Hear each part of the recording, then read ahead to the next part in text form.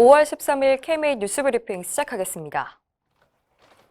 이필수 대한의사협회장이 국내 코로나19 백신 수급을 위해 화이자 제약 본사를 방문할 수 있다는 뜻을 밝혔습니다.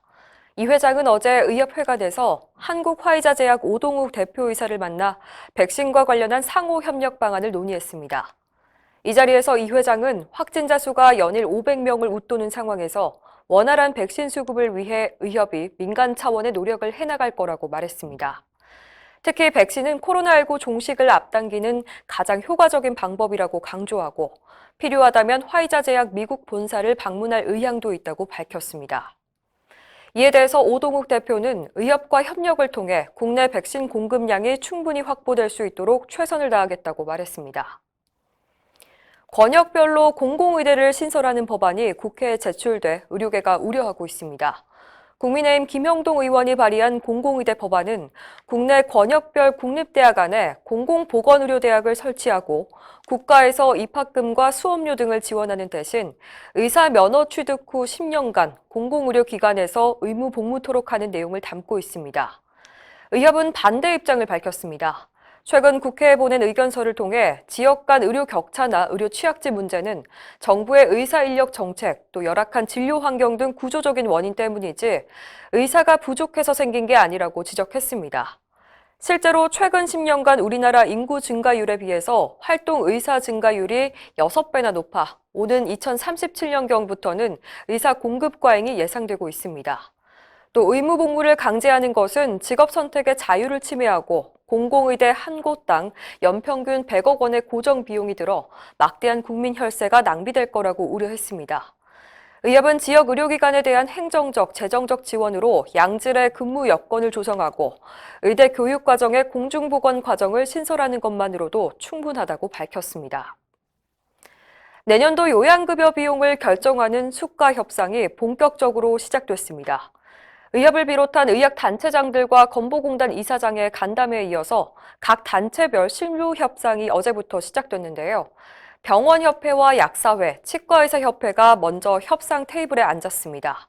이날 병협은 앞으로 코로나19 대응에 병원계의 역할이 중요하다며 수가를 통해 배려해달라는 입장을 전했습니다. 송재찬 상근부회장은 지난해 병원급 의료기관의 급여비가 1.2% 증가한 것으로 나타났지만 급여비 이외의 진료 수입과 건강검진료, 비급여 등은 줄었다면서 반면 인건비는 상당히 늘어나 경영에 어려움을 겪고 있다고 밝혔습니다.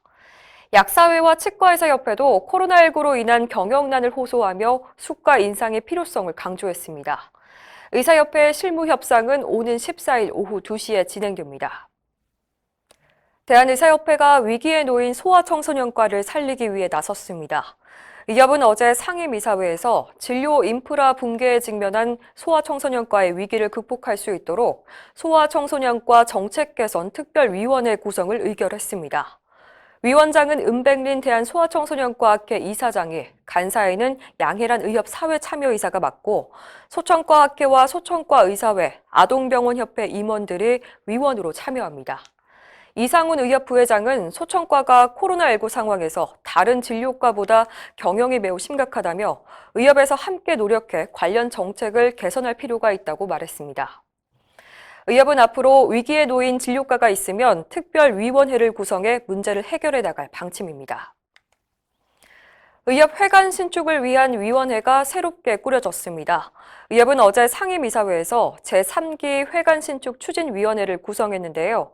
2기에 이어서 박홍준 전 서울시 의사회장이 위원장으로 임명됐고 19명의 위원이 선정됐습니다. 위원회는 회관 신축 추진 상황을 점검하고 내부 설계 공사 추진과 신축 기금 모금 등의 업무를 맡게 됩니다. 박 위원장은 13만 회원들을 상징하고 국민 건강 수호를 위해 노력하는 의협의 위상을 높일 수 있도록 회관 신축에 적극적으로 노력하겠다고 밝혔습니다. 신축 기금 모금도 활발히 이어지고 있습니다.